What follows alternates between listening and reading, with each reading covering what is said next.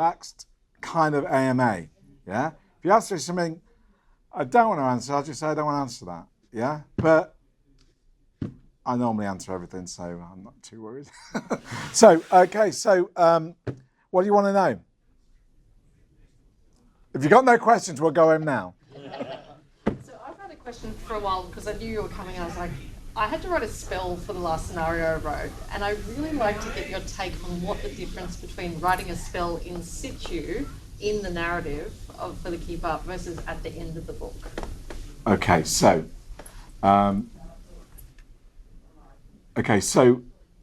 there's two ways to write a spell which you've kind of identified. One is it's in a thing like the Grimoire rulebook where it's basically this is a spell that could be used by anyone or anything in the game. Yeah? And then you've got a spell that is found or used in a scenario. So in a scenario, if you go into the bother of writing a new spell, then it clearly is probably going to do something in the scenario. Yeah? It could be the thing the baddies are using or is going to use against the players. It could be something the players could find and use to help them in the scenario. But ultimately, scenario-based spells, this is what I had lots of fun with when I did the Grimoire. A lot of scenario spells are only useful in that one scenario because they are so specific to the events of the scenario. So I'm trying to think of an example. So the players can find this tome, and in the tome there's this spell they learn which allows them to move an object 10 feet without touching it. That's all it does, yeah? But the end of the scenario requires them to move this highly radioactive uranium 10 feet, yeah? And so in the context of the scenario, it makes perfect sense because it's useful. But beyond, the players have kind of, not necessarily filled a spell slot, but they've learned to use the spell because when are you going to use that again? Now, obviously, some creative players could think of some ways to use that potentially. So it's definitely not a great example, but if you see what I mean. It's sort of like the ritual in Into the Dark. Yeah. Where they've got that one specific ritual that vanished the. Yeah. And then almost in the game, if you carry on playing with those characters, that spell might be still on the character sheet somewhere, but no one's ever going to use it. And in one sense, that's fine if it serves its purpose in the game, and that's kind of fine. If it did something kind of cool or help them out of a situation, that's kind of cool. It would be cooler for the players if they could use it thereafter. If we're talking about a player spell in that sense. And this is what I found with the Grimoire. There's a lot of scenario-based spells that just didn't translate to the rest of the game. So I had to kind of almost rewrite the spells to make them useful. This is not getting, without getting into the whole, is it a utility spell or is it something more interesting? Because, utility spells are light. I need some light, please. Which can be useful, but it's pretty dull, especially in a game like Cthulhu. It's like healing. It's like, there are some people that don't want a healing spell in Call of Cthulhu because to them it goes against the principles of the game. And I can see that as well. Equally, you can turn healing on its head and make it more horror by, yes, it does heal you, but it drains the hit points from something else, like your friend standing next to you starts to take on the wounds you're healing. That's far more horrific and far more kind of mythosy, or something like that. You make the spells nasty in that way.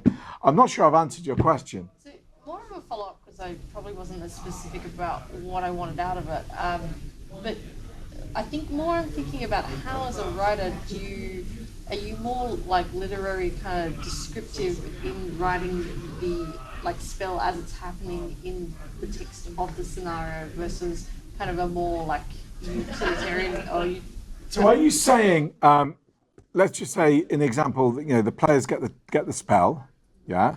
And are you saying the spell, I read the spell and what does it tell me? It says, well, on the On the fourth strike of midnight, you must cast the runes, which requires you to draw a circle. And you really go into description of exactly everything they've got to do. You must draw the blood from the third son of the sixth man of the. Yeah, I think more too. I'm thinking like are you thinking like more like the atmosphere around casting the spell, describing that as a writer in that block of text. Okay, so Take that atmosphere out for the kind of like, here's a factual description for the keeper. This is how the spell exactly works. okay, so there's two things, aren't there? Then what you're talking about, you're talking about this is what the spell does, and this is what happens when it goes off. Yeah, that's mainly mechanical with some kind of descriptor, as in everyone turns blue. Yeah. And then you've got the what is the kind of the area effects in terms of how do I describe it? Do you kind of mean, okay, the spell turns people blue, yeah, but you describe the caster standing there and there's this kind of blue lightning is coming from their fingertips and it's causing the ozone in the air, and there's a crackle and you can hear it, and your hairs are standing on end. It's got nothing really to do with what the spell's doing, but it's the effects of the mythos in the game world. Is that kind of what you're talking about? So almost what you're doing is writing, I'm just imagining it laid out, yeah? So there's a box at the side of the page that says, turn people blue spell.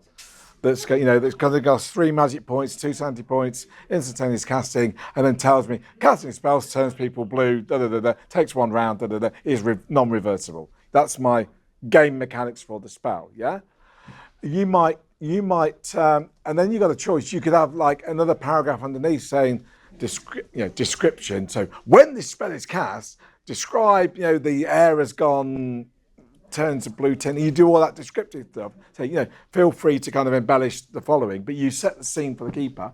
You could do it that way with the spell, or you could kind of, if it's an NPC going to cast a spell or a monster rather than the PCs, you can build that into the scene where that happens. So you can literally say, okay, this when the PCs encounter Dr. X, that one of the first things they're going to do, they're going to want to turn the PCs blue, so they're going to cast this spell, and when they do that, you can then describe that, like you would do when you start a scene. Go, okay, this scene takes place out front of the New York Public Library, which looks like this.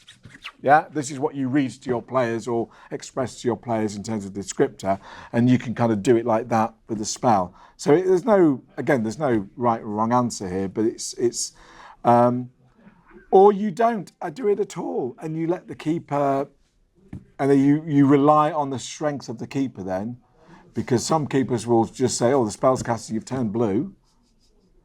Other keepers will go, yeah, and then blood is raining from the sky, and you turn blue, and then and they're just riffing on it.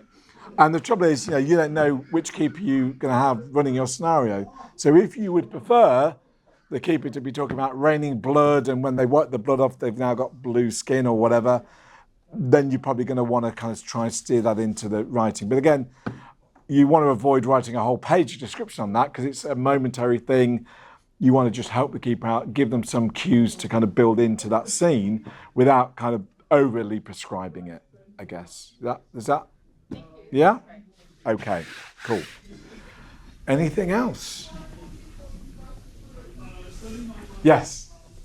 So maybe a little bit of a controversial one, but do you think there are, or do you see any applications of AI in, like very useful applications of AI in the role-playing space, either for solo play or as like a language model? Sure.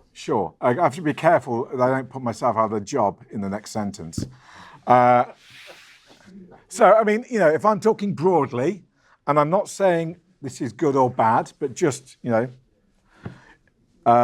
then, in theory, I could perceive an AI doing a kind of solo role play kind of thing where it is generating, like an Alone Against kind of thing. I could imagine that wouldn't be hard for an AI to do, if not now, certainly in next week or whenever, however quickly they develop. That kind of one-on-one, I think could certainly I could see that. I think imagine you could probably do that now with ChatGPT if you kind of feed it in some stuff. And yeah, I mean, and again, it's, you know, I've seen examples. You know, you type in write me a scenario with killer clowns and people turning blue, yeah, and it will generate something. Now, as AI gets better, and I'm leaving better as a very broad description of, you know, it doing its job in a more defined way, then in theory, though, its scenario design would get better, one would argue. However, it's only going to be based on what it has. It's regurgitating, isn't it? I mean, most AI is regurgitating, building links that you may not have thought of, and that, you know, being, you know, if you want to call that being creative. So I can see, and then I don't know, I can't predict, but 10 years time, I'm pretty certain it probably would do that, unless they're, it's more interested in taking over the world in its Terminator time. But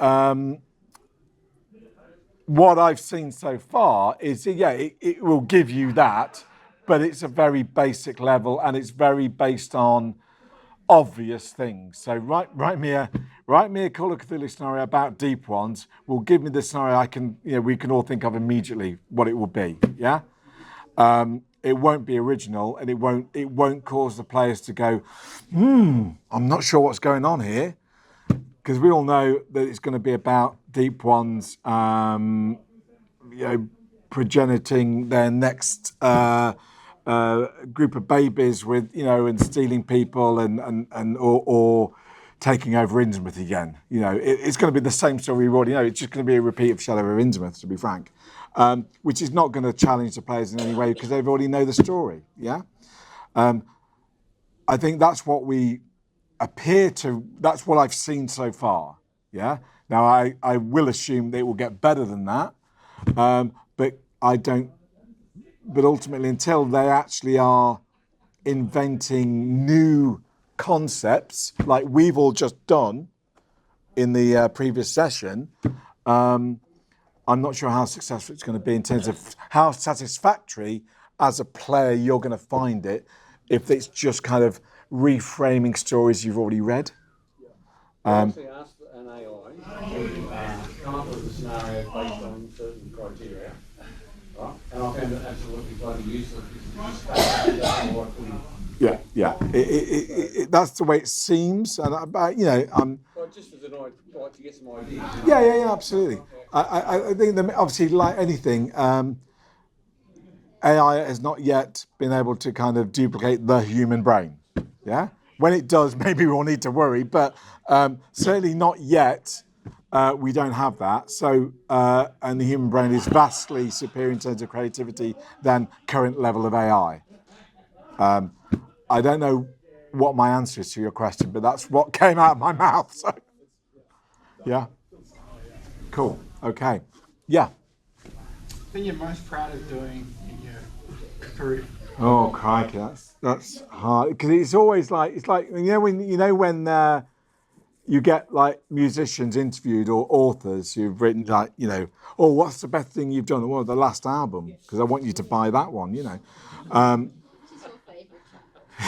Yeah, exactly. So it is hard because obviously whatever you have just worked on is kind of what's been in your mind for the last however long it takes you to do. Normally it could be anywhere from 6 months to 2 years in my case. And so it has occupied a large chunk of my life. Therefore, I'm kind of relatively proud of it, and I would like it to be successful. So I'm going to talk more about it because it's new out and people are more interested in newer things. However, having said that, there's always ones that kind of remain, and mainly for me, because of the amount of work you put in or the hassle you had getting it out to find, and actually getting it out was like a miracle. And you go like, oh wow, I can't actually believe that came out. No one will ever know the backstory of why this nearly didn't come out, but we got it out and I'm really pleased we did because all that time I spent working on it produced something that people can use. So there's no one thing, but things like the original Dark Heresy 40k RPG, I look back fondly on that because I had 6 weeks to finish the manuscript, a partly written manuscript written by two other fine writers, but it wasn't finished and hadn't been kind of put together, and there was big gaps and things like that. And I had 6 weeks to get that to the printer, and it was my first full-time RPG job, and I was still learning what the hell I was doing. So, and the reason that it's not just that, it's because me and Mark, the layout guy who worked on that together, we spent 3 weeks working, from 9 in the morning till 12 at night, basically just to get it out in time. Otherwise, it wouldn't have done. So there's a kind of blood, sweat and tears element, if you see what I mean. So that's kind of, and also it was my first kind of major book. So, kind of remember that. But things like masks, I really enjoyed working on masks. That was a real struggle because I had a bunch of writers, each kind of revising and building new elements into all the chapters, and then Muggins had to take them all in. And I'd done that with England and whatever. Then I had to take them all in and make sure all these links were working, and this clue here that linked from England into Cairo was there, and the players could find it, and it made sense, and there was logic, and so kind of mapping all that across masks, and any of you that have played it or even glanced at it, it's a big thing with lots and lots of clues and lots of moving parts. So I'm quite proud that we got that out, and I'm proud that I got a chance to work with Larry DiTilio, who wrote it before he passed. I'm really, I kind of look very fondly on the fact, I was able to have some conversations with him about masks and about his take on Cthulhu and his life and his career and Babylon 5, which I love. And so it's never quite just the one thing of, I produce this wonderful writing, I'm really proud of it. It's all the other stuff that goes into it that makes it special, I really like working on Arkham because I've been trying to do it for 10 years. Finally got to do it. Finally managed to squeeze it in the schedule. And I'm very happy with what I did for the book in terms of the text, and I personally think it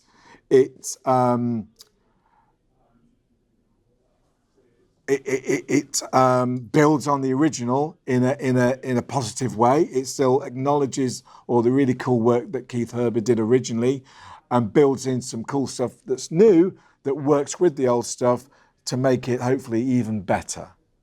So I'm kind of a little proud of that as well. But I could go on. Are there any plans to re-release Shadows of Yog Sothoth? Am I being recorded? Thank God from the other one. Okay, so I'm going to put it this way. I imagine at some point in the future that we will put some time aside to think about what that could be. And the reason I'm saying that is because it's the first Call of Cthulhu campaign. Who's played it? Who's actually run it? I've sort of started running it, but I haven't got too far. Okay.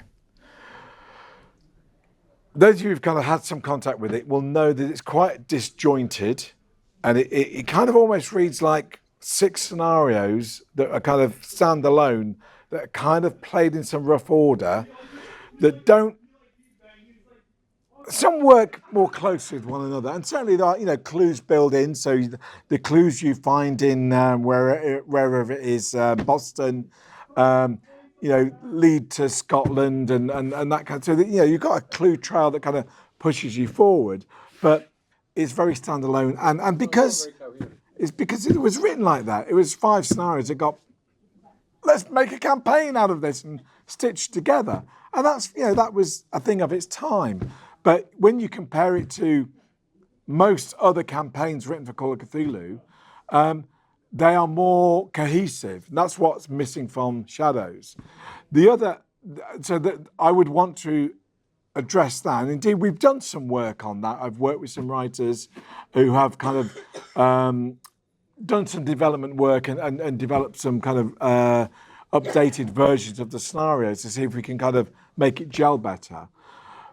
But it doesn't address the fundamental issue I have with the campaign. And this is what has not yet been addressed, and which is why I say I would want to kind of rethink about it. Is it's all about, spoiler, raising Cthulhu. Yeah, that's the whole point of the campaign, is they raise or try to raise Cthulhu. You know what is not in the campaign? You know that cult that's all about raising Cthulhu, called the Cult of Cthulhu, is never mentioned in the campaign. So what are they doing while this lot are doing? Yeah? What are they doing? I mean, we put a book out here, Cults of Cthulhu. What it says? What are they trying to? They're trying to raise Cthulhu. So why aren't they in the one campaign that is about raising Cthulhu? I don't know the answer to that because I wasn't there when they put it together, when Sandy worked on it and the other authors. However, so that's my personal issue. And so if I was to spend any time on it, I would want to find some way of making sure the Cult of Cthulhu played some role, even if it was a minor role, in that campaign in some way, because it doesn't make sense to me otherwise. Maybe that's just me. I don't know. Well, I get that though, but so the only way it would actually work would be if the Servants of Twilight was actually an unnatural Cthulhu stuff, really. Sure. I mean, the other thing I would do is turn the Silver Twilight into a player organisation. Because they're all members of it. It gives them a reason to get together. Isn't that an investigator organisation as described in the Investigator Handbook? Yes, it is. It doesn't matter, it might be an evil organisation at certain levels. That's fine, that's cool. But at the base membership level, hey, we all like weird stuff. Let's go and look into it. Great, let's start any Call of Cthulhu scenario. So I think having the Silver Twilight as that kind of basis for replacement characters and the like is a good thing. So I'd want to make more use of that. So it's not just got a lodge in Boston. Maybe if we still have a scenario in Scotland, well, they've got a Silver Twilight Lodge over there, and that's a kind of resource. But maybe the ones in Scotland, they're a bit weird. Maybe maybe they're doing something a bit strange as well. I don't know. Yeah, but it opens up the possibilities to again build more cohesiveness, more kind of cool things happening that the players can or maybe not interact with in that way. Yeah. So it's a possibility, but it's not a given. It's always possible, and I say probably will. It's just not high on my current priority list. Yeah, and that might change in 12 months' time. It might be, the most important thing in the world is to get that scenario out. Probably won't be, but it might be. Yeah. I was wondering whether any modern era campaign is worked on. Sorry, I'm not quite hearing you. Any modern era campaigns being worked on? Modern era, okay. You're kind of fan of doing Cthulhu now, kind of modern? Running a lot of the 20s, 30s, and starts that we could watching. Yeah, no, I think it's a fair comment. There was a time when modern books just didn't sell as well as other time periods. So it was. However, I think that's changed. I think there is a stronger desire for more contemporary kind of play, and I certainly would like to see more of it. What have we got? Well, I mentioned this morning, if you were here at the panel this morning, that we do have a 1980s, set in the 1980s, not quite modern, but certainly more modern than the 20s, set in Japan, that will be coming out in the not too distant future, which is kind of modern. So that's kind of cool. And I think that is a campaign. It's very modular that you can actually play a really long campaign or quite short ones, or you could play 3 campaigns out of it if you have little breaks kind of thing. Yeah, it's a really cool campaign. I'll get told off if I tell you any more, so because I'm being recorded. So yeah, but keep your eye out. If you're not a member of the Chaosium newsletter, just go to the Chaosium website, type in. You'll hear about it first when we officially announce these things. Yeah, but yeah, I would like to do more. But I don't. Other than that, at the moment, there's something in the back of my mind I can't bring forward that suggests to me that I might have something modern sitting in my hard drive that I've forgotten about. So possibly we've got something else, but I haven't got a 2025 it's set in campaign to say yes we're going to be doing that tomorrow, but I think there is a desire to do some more modern stuff as well as all the other stuff that we do, and a lot of it comes down to capacity and resource to be able to do everything that we do. A question about that? Bit of information first. So, Sign of the Dark Goddess is a licensed tool product that is just. Oh yeah, that's currently yeah, that looks pretty cool actually. So yeah. I had an odd question. So you mentioned the book Arkham before, which was an amazing book. We've already used it in our campaign. Fantasy Flight also bought out an Arkham book about a couple of months later. Was that a coincidence, or is there a bit of competition? I don't know.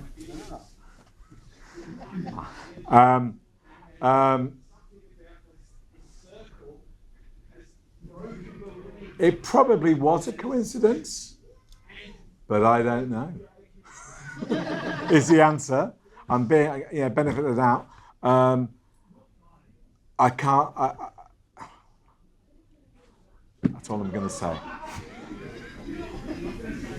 Yeah.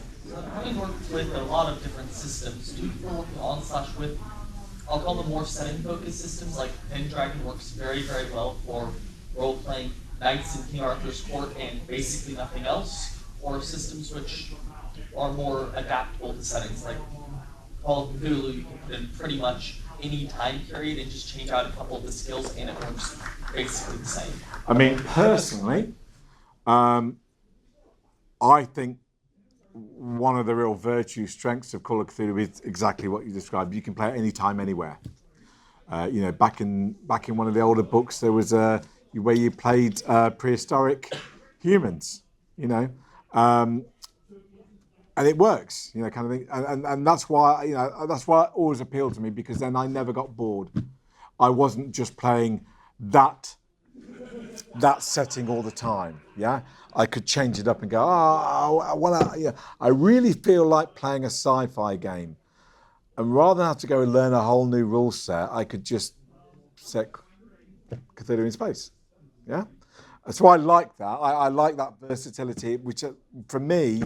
With my regular groups I've had over the years, has allowed me to kind of go. When they've all gone, when they've had enough of running around with bootleggers, and they're all looking a bit jaded, and they're all going about, got quite fancy killing the dragon.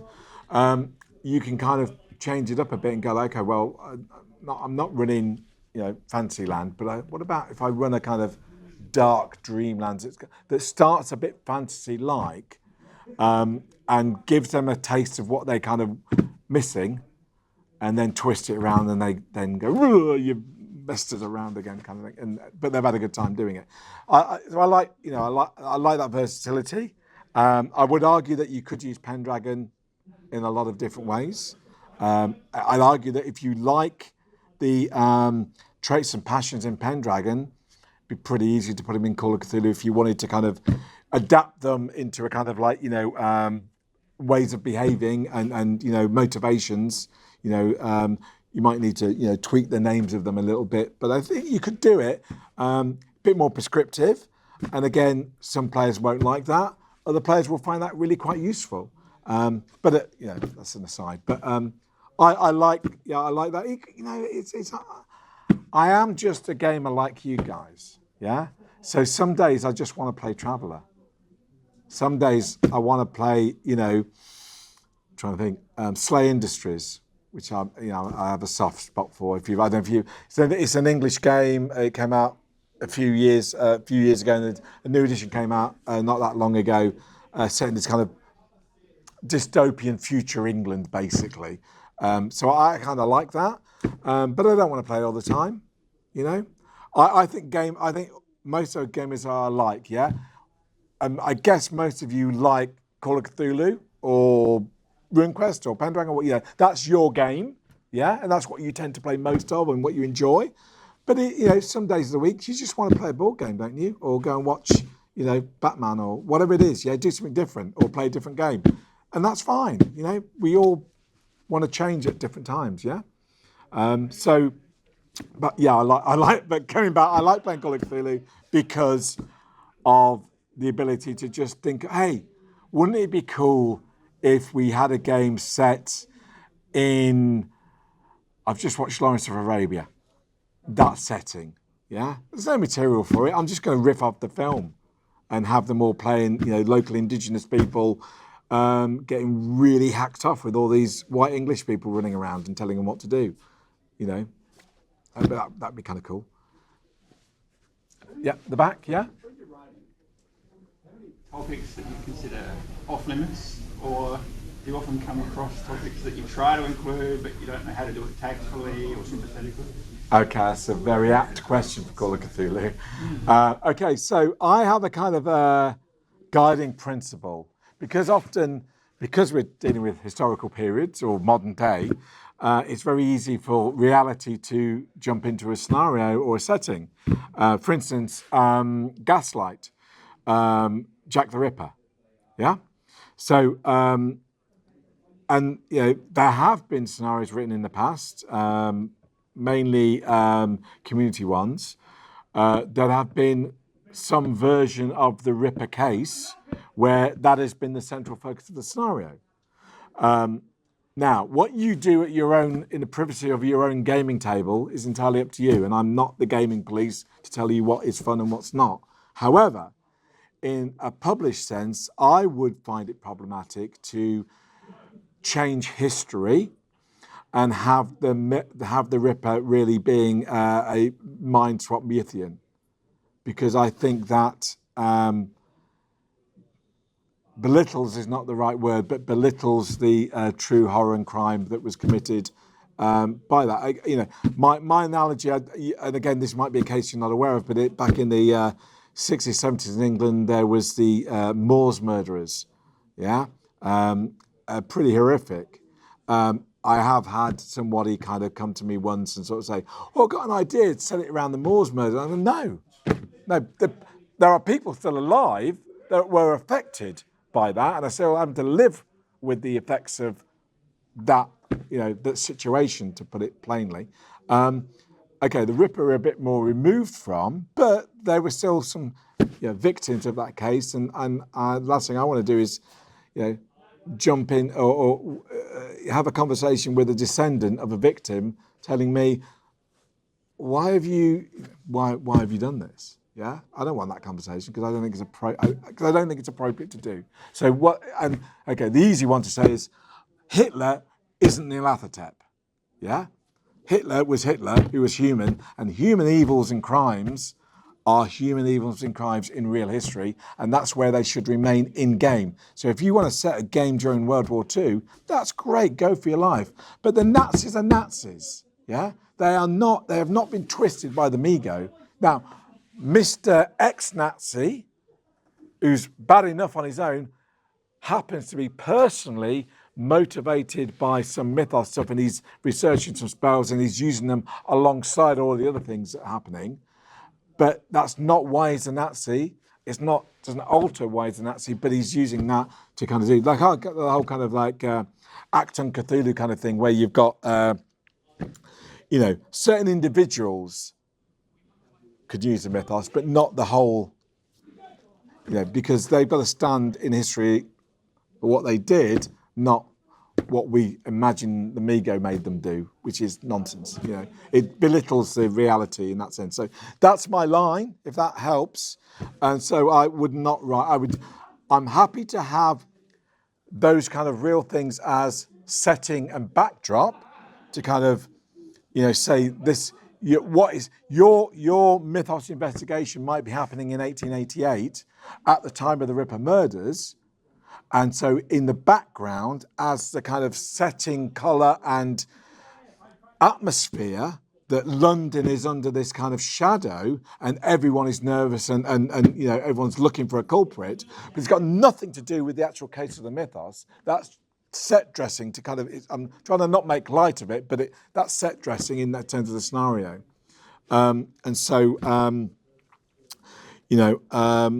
It's also more fun to make it up, in a way, because you can do more stuff when you are nailing yourself down as a writer to what actually happened.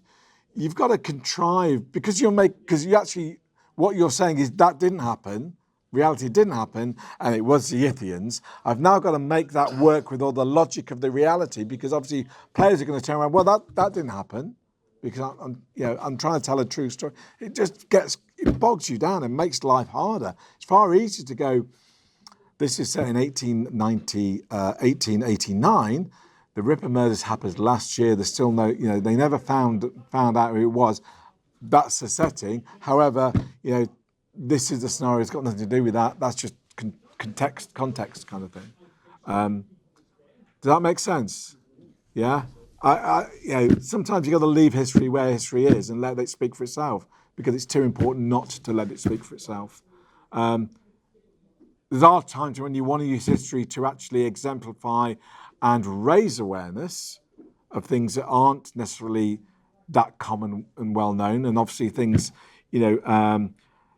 I mentioned about Lawrence of Arabia. We tend to think about, if you've seen the film, it's a very white portrayal of an historical context. It would be really interesting to explore the indigenous people, their point of view, and the issues they, you know what I mean. So you can use history to kind of introduce concepts and stuff that actually would be really interesting that aren't that commonly well known and explored. So just don't make it the main go all the time. Yeah. I have sort of a related question. So why is it always an afterthought? So in a lot of recent publications, every single scenario ends up being my afterthought. Where is the hassle life? Okay. Two ways to answer that. The reason it's an afterthought is because it always is. For various reasons, it always is, because that's the one that can look human. That's the one that likes messing with us. So that's the one that's easy to write for because of all those things. Yeah. However, the other side to that is about the old King in Yellow. Now, the reason Hastur doesn't get written about that much, but the King in Yellow does get a bit more love, yeah, is because the King in Yellow is definable, yeah. We have the stage play, we have that, and you can always have that, you can always have that rock up and cause trouble, and then you can have, the appearance of the King in Yellow and Carcosa manifesting and corrupting. We get that, we understand what that does, yeah. There's the emanations of Carcosa are coming on this world, where we kind of get what that will do in gameplay. It starts to corrupt the environment. We start seeing strange yellow towers and courts, and people start wearing masks, and we can immediately kind of start to play with those tropes, and they're quite playable with. We spent the whole session talking about faces and that. Well, we could have talked about the King in Yellow being behind all that, couldn't we? Really easily. Hastur, what is it? I mean, you look in the rule book, and some of the early drawings of Hastur are some sort of humanoid, boneless thing on the ground.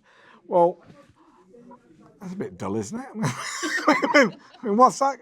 Oh, you see Hastur, what's he look like? Oh, like a boneless bloke. He's lying on it. Is he drunk? I don't know. He's like, what's Hastur? Oh, he's like mind-blowing. He's like the centre of the universe. And you can't comprehend the whole thing. So Hastur's a bit weird. So I tried to move away from those early depictions of Hastur in terms of things I've written in terms of the Malleus and all that kind of stuff. But so in one sense, it's a little harder because it's less defined. On the other hand, if you're a keeper and you're a writer, that means I've left it wide open for you. You can tell me what Hastur looks like, and what you. What was I going to say? So.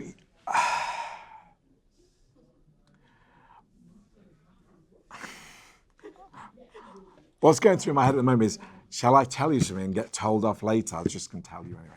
So, one of the books I did a little while ago is Cults of Cthulhu. Yeah. The book that's kind of written but not yet developed, as in a freelance writer approached me, came up with a pitch, and I went, "Oh, that sounds great. Yeah, do it." They've written it, and then it's sat on my hard drive till I can get some time to actually develop it and work and edit on it. is all about Asta. But I didn't say that out loud. And because I feel exactly like you, I think needs a bit of love, and it's not just all about the king. Obviously that will be a part of it, but it would be cool to kind of go back to the baseline. What is Asta? And because and other people, you've seen John Tynes have written a whole essay on it, and they're really cool ideas, and that's great if you want to go with that. But I think it could be other things as well. And so there you go. Yeah. Is there a adventure or setting that you feel you really want to try and tackle? Obviously, don't spoil anything if you are working on that dream project, but is there like something that you're like passionate about that you haven't had the chance to tackle yet? Okay, that's a really tough question because there's many things. Sure. For 10 years, it's been wanting to get the Miskatonic Valley books, Arkham Unveiled, out. That's been my passion to get that done. Yeah. And clearly I've been able to make a start on it, but I've now got a bunch of other books to get done. Yeah. I want to get Innsmouth done. I want to get Kingsport. I want to get Dunwich. I think I've mentioned on a podcast once or twice that we have got a written campaign where you start as Miskatonic University students in day one, and the campaign runs you through your entire university career. And what you end up doing with Armitage, who recruits you to a secret cabal of mythos fighting heroes, kind of thing. So that and we've got that written, but again, I can't release that until one, I got the Arkham book out, and two, I've got the Miskatonic University source book out, which is going to make use of all these things. Yeah. So all these, it's like a big jigsaw. I've got to get the corners in place before I can fill in the rest, and that's just one subline of books for Arkham. For the Arkham Unveiled series. So that's one. The other one was Gaslight. That was the other thing I've been trying to get out for 10 years. Finally, this year, you will see Gaslight coming out. So that's that they've been. Yeah, absolutely, yeah. And I if I'd have been in your place, I'd have been bugging me too. So yeah, I completely get it. So I'm really pleased that we've been able to kind of squeeze these into the schedule and actually get them out and not just rush out a kind of slightly updated 7th edition version of Gaslight, but actually really, regrow it up from the ground and do it how we want to do it. So it hopefully builds on what was really good about Gaslight before, why you like it, but hopefully gives you something even more to use and make it even more cool for you. That's the idea. But in terms of things I haven't actually done yet, okay, that's a toughie. Okay. It's hard because I've had this idea for a campaign, yeah? If I tell you about it, then it's not going to be a surprise. Well, I'm probably never going to write it. So, hey, if you come back, you go and write it and come back to me, I might publish it, yeah? So, have you ever seen the film The Boys from Brazil? Yes, and the book. Right, so which is all about kind of cloning Hitler, yeah? So it's like imagine if we kind of move the film to modern day. I'm some evil Nazi who's descended from some evil Nazi, and I'm a scientist. And what I had this great plan is that I want to clone, regrow Hitler, yeah, because then we can go back and we can have a new Reich and we can take over the world and it's all going to be wonderful. And the way to do that is rather than put all my eggs in one basket and just grow one clone, I'm going to grow a load and spread them around the world because these pesky people who don't want a new Hitler find out they're going to stop me, yeah? But I'm going to grow, so I've got more than one egg in one basket, if you see what I mean, yeah? Okay, so that's not the campaign, but the concept, yeah? Okay. So then apply it to mythos fiction and go, okay, so what was Wilbur Whately's family trying to do? Yeah, they were trying to bring Yog-Sothoth to Earth in some, manifested form. Yeah. Well, what if we apply The Boys from Brazil and Wilbur, who was the closest thing we got to as a success? Yeah. I'm Wilbur's great grandson, or somehow related to him anyway.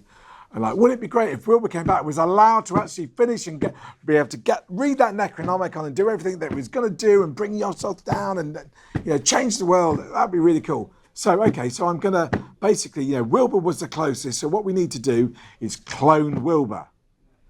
And so you've got different clones of Wilbur around the world.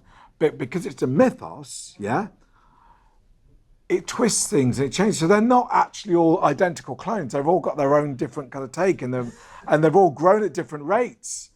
One might be a 12-year-old girl. The other one could be a 47-year-old man who's 12 foot tall and 12 foot wide, and one might be invisible. Yeah? I'm making this up now, but that's the concept of thinking like, well, that, and it didn't have to be all set around the world. It could all be set around New England. It could all be set in Australia. Yeah, here's a good place to do it. Nobody will look down up north in Australia. Lots of space. We can get on. We can build secret laboratories underground, and grow as many Wilburs as we like. Yeah. What happens when one Wilbur meets another Wilbur? Do they kind of join together and get more powerful? Do they go, no, I'm the Wilbur. No, you're the one. I'm the Wilbur. And they have a fight, and then what happens? So that was the idea. I thought that would be kind of fun, but I'm probably never going to get a chance to write it. But so there you go. Thank you. No worries. Okay, so how are we doing? I think we are nearly. We've already got time for probably one more. Any more? If there's none, there's none. What is your best idea for upcoming writers to get published? Just Chaosium rather than say the new kind of... Okay, it's a two-step approach. Yeah? One, stop talking about it and do it. If you're going to be a writer, write. Step two is three-step approach. Sorry, it's like the Spanish Inquisition. And another thing, step two. In the current environment where we are, in the world we live in, get some stuff on the Miskatonic repository. Yeah? Because one, that'll prove to yourself you can finish a project. Number two, it allows other people to see it and give you feedback, and feedback makes you a better writer. Because it helps you go, oh yeah, I completely missed putting that in. I'm going to quickly change the PDF and update my Miskatonic repositories, and so you get some feedback, you get some experience. You also learn how quickly you write. Some people can write pretty quickly and it be good. A lot of people can write quickly and it's pretty bad because actually they need longer. And it also gets you some experience of playtesting what you've written and learning how to take that playtest experience and feedback and rework your scenario so it's even better than it was to start with, yeah? So that's why I'm saying doing all that, because I'm basically saying, develop your skills and experience as a writer. It also, as I say, gets you out there, and people like me keep an eye on the MR once in a while. We have a little look, see what's going on, see what names are being mentioned on social media, what games are getting picked to be run as live play on videos, because clearly someone liked what somebody wrote, and you go, oh, okay, well, that sounds interesting. Then you might watch a bit of the video, you might watch people playing and go, oh, that sounds pretty good. Because obviously there's no way in the world I can download and read everything on the Miskatonic repository. Once upon a time I could, when there was like 10 books on there. Now there's hundreds. There's no way I can keep up. So I have to rely on you guys and the wider world to kind of get a clue as to what people are talking about, what they like. That then, aspiring writer who's put something on there, I go, their name gets stored in my head, and then later on I might meet them at a convention and have a little chat. And say, oh, yeah, you seem all right. You seem to know what you're talking about. Oh, yeah. What have you been working on? Oh, I've been working on this. Oh, that sounds interesting. Cool. And that ticks away till at some point I thinking, could really do with a scenario that's kind of about Wilbur Whiteley and kind of based on the boys from Brazil. Ooh. I spoke. I remember. Yeah, while I was In Australia, you said. while I was in Melbourne, I met those three people. Maybe one of them or all three would be interested in writing that. I'll drop them an email, and I'll go. Oh, where would you be interested? Do you like Wilbur Whately? What would you say if I said this? What would your idea be? And we might have a conversation. But that's happening because I've kind of got an idea about you as a writer. Yeah? Because obviously commissioning freelancers is a massive risk for me. Yeah? Because I don't know you. I don't know whether you can write. I don't know how long it takes you to write something. I don't know what I'm going to get back because before the Miskatonic repository, I had no way of knowing other than what you told me. Because if you'd never been published by anyone, I'm relying. I don't know if I'm talking to somebody who's 60 or somebody who's 7. Yeah, because it's email. You don't write. Oh, hi, I'm Mike. I'm 7 years old. I'd like to write. No one writes that, do they? And literally, I don't know unless sometimes I have to kind of, my code is, tell me about your experience with Call of Cthulhu, which hopefully you then tell me, I've been playing it since 1982. Well, okay, I now know how old you are roughly, et cetera, et cetera.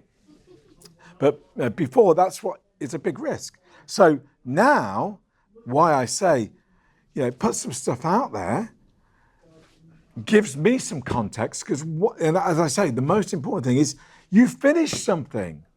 How many people, talk a good game about not necessarily just writing, but any project, yeah?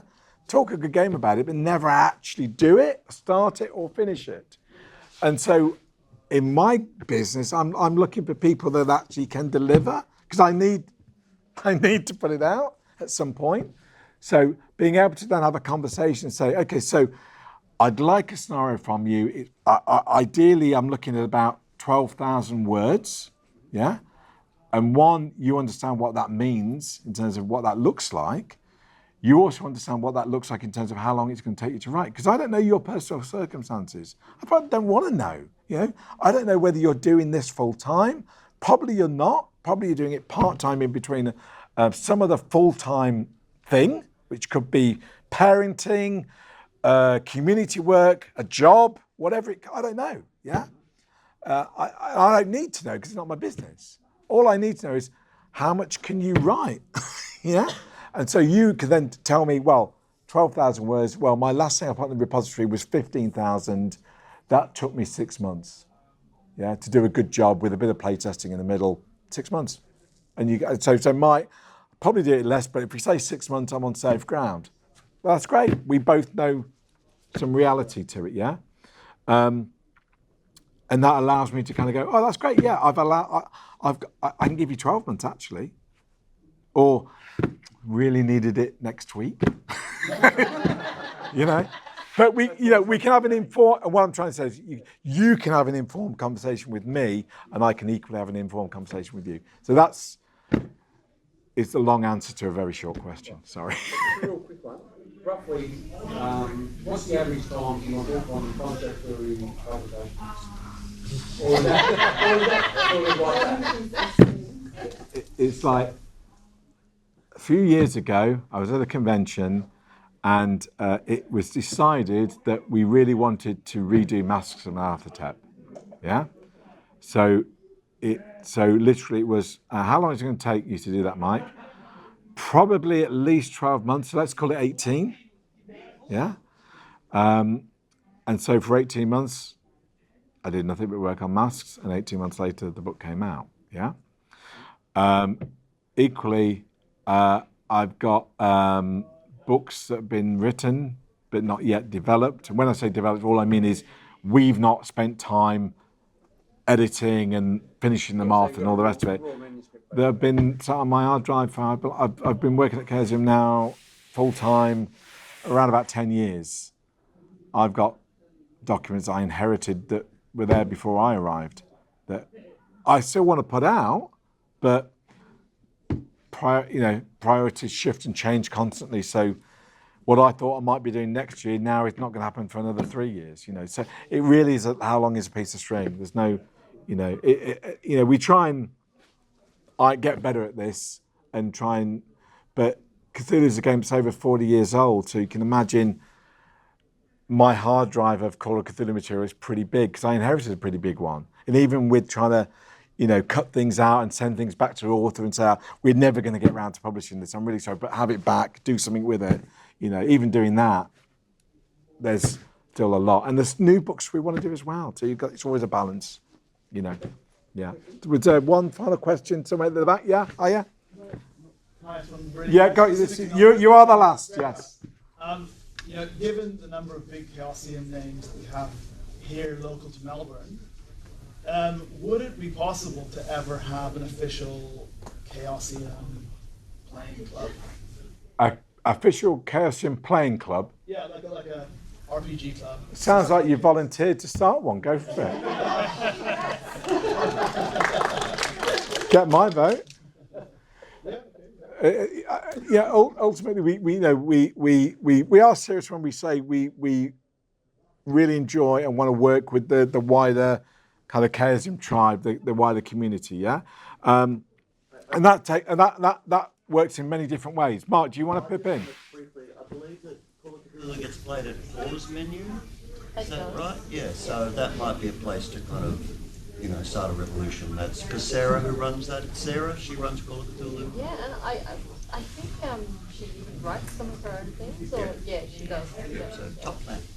So, just to give you a very quick context, back in the day in the UK, two things weren't happening, there was not enough Call of Cthulhu being played at conventions, and there were no fanzines for Call of Cthulhu anymore, because Dagon, the old UK one, had died, wasn't happening anymore. The Unspeakable Oath from America had kind of died as well. There'd been some really cool issues for a while, and then no more.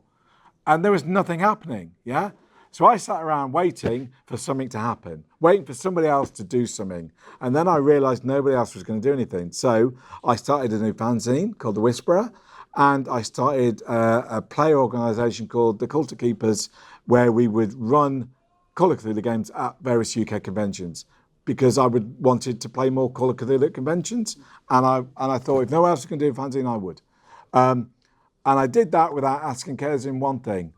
After I started it, I then contacted them and said, hey, I've started this. I don't need anything from you. I'm not saying it's officially Chaosium, but it's Call of Cthulhu. I'm letting you know, is that okay? Is there anything I should not do or can do? And Chaosium, I'm just a bunch of hippies, so they just went, yeah, that's cool. Carry on, please do, And by doing those things, before the Mystical Responsibility, I had no other way of sharing my work. The only way I could was running games at cons and sharing those scenarios with other keepers. That's how I developed my writing, developed my experience, developed my relationship with other keepers, writers, and Chaosium, and that's why I'm here now. And that means what I'm trying to say is any of you could be sat where I am at some point in the future. All you've got to do is murder me first and get rid of me. Pretty easy. Well, there's a spell for that. Thank you for your questions. I really appreciate you staying around to the bitter end on Sunday of Chaosium Con Melbourne. I really do appreciate it. And thanks for your questions. It's been a lot of fun as well. And I hope you have a pleasant rest of your night, a good bank holiday tomorrow to recover. And I'll see you as soon as, what you need obviously is all write to Chaosium now. So, Mike was great. Please, you've got to bring him back. Thank you.